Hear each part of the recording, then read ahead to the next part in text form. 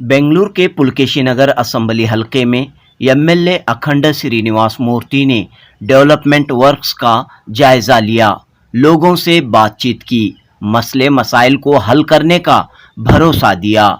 30 दिसंबर 2022 बरोज जुमा एमएलए अखंड श्रीनिवास मूर्ति ने कावेरी नगर और सगायापुरम का दौरा किया।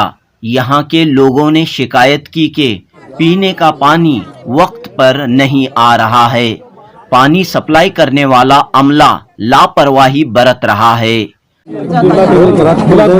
रात की 3-4 बार बोलना गया काम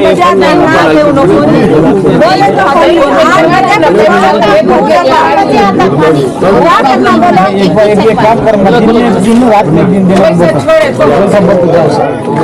रात में जल्दी रात में भी 7 बजे ऐसा छोड़ेगा। बहुत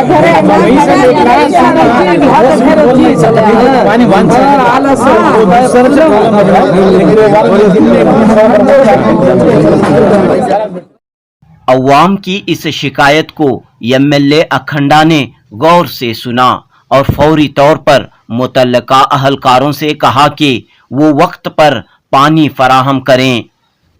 कावेरी नगर और सगायापुरम के लोगों ने एमएलए अखंड श्रीनिवास मूर्ति का शुक्रिया अदा किया।